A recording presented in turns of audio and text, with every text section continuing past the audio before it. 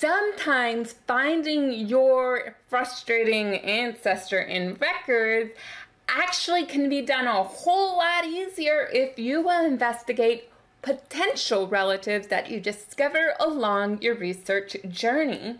Because sometimes those ancestors are hiding out with another relative, even a distant relative. Sometimes they're total strangers boarding in a house or working as a servant.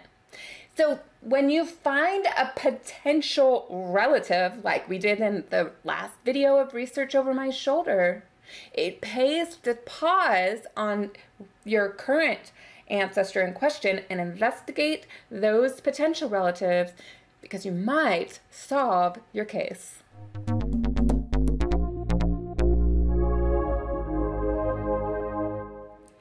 Howdy! If this is your first time here, I am Devon Noel Lee, and this is Family History Fanatics, where Andy, Caleb, and I strive to teach you how to find your family and preserve your legacy and have a whole lot of fun along the way. Today's video is episode 12 of the Research Over My Shoulders series for Winfield Underwood, and the question: who are his parents? If you have missed any of the previous episodes, be sure to click the info card or the description to get all caught up. In today's video, we're gonna put pause on Winfield because in the last video, we left off with the discovery that H.J. Underwood and his son Clinton are hanging out in the 18th census very close to where Winfield is living in Grayson County, Texas. H.J. is living there. He's born in Kentucky. He has parents from North Carolina. There goes my accent. And his son is Clinton. Not too bad. That lines up with the previous clue web we have on Winfield. We'll show you that a little bit later.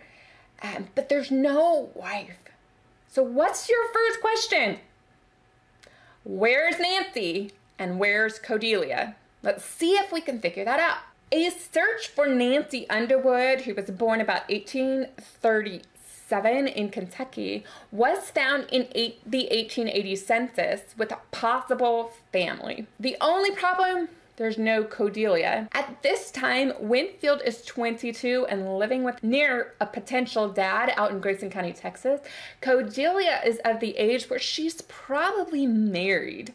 So it's okay that she's not necessarily in this family record, but dang, if she was, we would throw our hands up and say, we got this problem solved. That's where Nancy is. But I'm quite confident that this family could be the one that belongs to Hiram, and I'll tell you why later by a record that we have coming up. I know, little teaser to keep you tuning in. But let's hop back over to the clue web so we can show you what's going on. So let's take a look at the clue web for Nancy and then compare it to the other two clue webs we've had in this series and see why my senses are going bonkers. So in 1880, we have a Nancy Underwood, and she has a whole mess of kids. Those clues are going to help us later when we compare it to the other two clue webs we've created. Now, the only problem that some of you who like to do extra homework, extra credit in class, you might discover that this census, which I will put the source citation in the description, yeah, she's not in Taylor. If she was in Taylor, then it would definitely be my family. But she's not. She moved. Little side note, this Nancy moved a little bit closer to some of her other relatives, and that would make sense with her possible husband hanging out in Texas. So got a lot of theories, got to put it all together. While looking at this clue web of the guy out in Texas, remember? Look how Clinton can fit nicely into the tree. What we have is Nancy has moved closer to her family. Her husband and his son have moved away. She's kept the oldest son with her so he can help with all the younglings. And Daddy has taken the next oldest son And if they're related to Winfield, he's out there too. Just try to establish a place to bring the family. That's the working theory going on, and it's very plausible. You need some extra sources to make it all make sense. When you post up the third clue web, you can also see where the Hiram and Nancy and the Winfield can also fit within this clue web. Right? You've got the overlap of Nancy, you've got the overlap of Hiram. You can see that Winfield would just fit right above the oldest son that's back in Kentucky. Does that make sense? Without the clue web, it would make no sense to me, but hopefully this visualization helped you out. So the clue webs have provided the theory. Now to see if my theory makes sense, if it's right, if I have the right Nancy and all this works together, I need to find more records that back it up, but I know what I'm looking for now. If I find any of those kids, if I find Clinton and the Nancy Hiram situation, then I am definitely on the right path. So let's go research. So now in my search terms, I'm going to keep focusing on Hiram. Like I said from the previous video, I'm going to focus on Hiram to see if I can get Winfield into this family. So in the search terms, I'm going to put Hiram Underwood in the given name and the surname. I'm going to keep the residence as Grayson County, Texas, because if those folks from Kentucky, Nancy and all those kids, move to Texas, they should wind up in Grayson. And then I'm going to have no other search terms because that's what I need to happen. Hiram, Underwood, Grayson, Texas. Let's see what happens.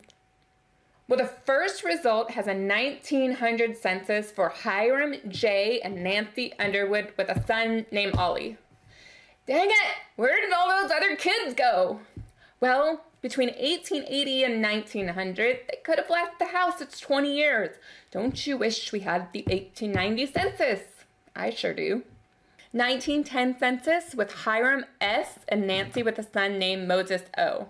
Then there is an 1890s veterans enumeration of Hiram J. Underwood, which means that Hiram was in the Civil War, but he's living in Grayson. And if we go and actually try to look up that original record, it will tell us where he's from specifically.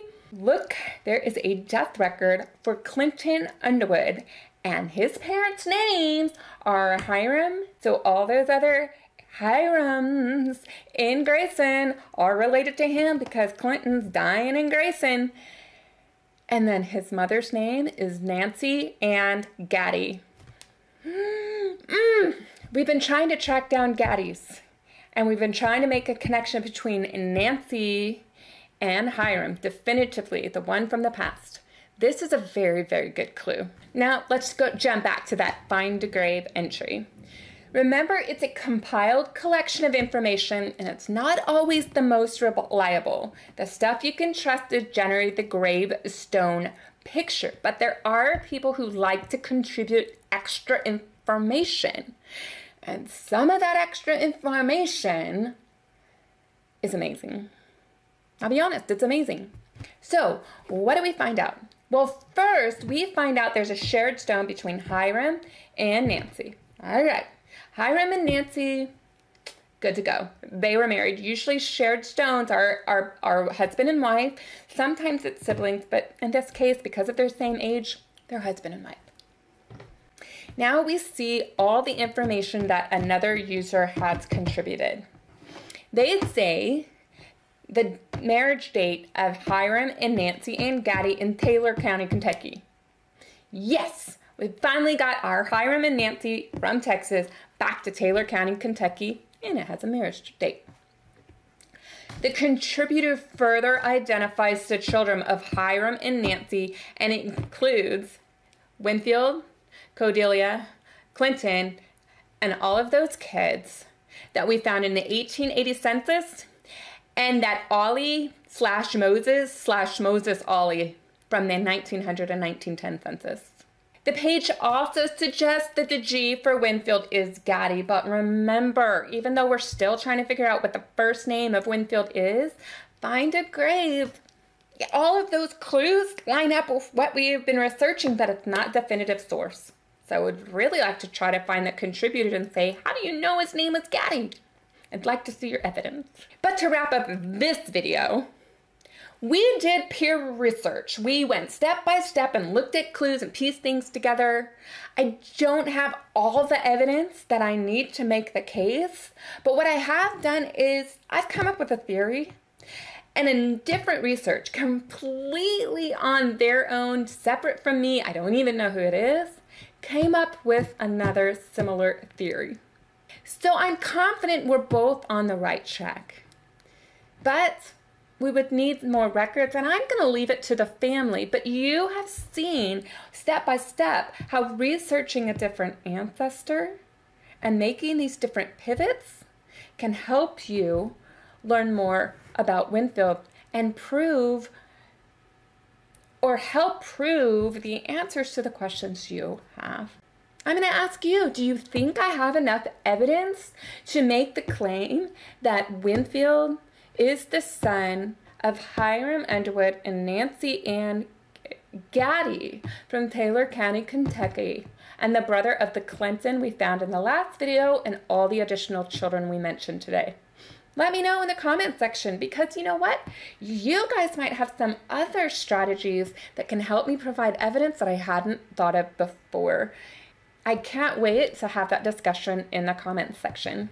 Thank you so much for following along on this video. I hope it's benefiting you learning how to research, because a lot of times watching somebody's research project and hearing them talk through their steps is a lot better than reading a book that says, go look at a census record. Well, what do you do with it?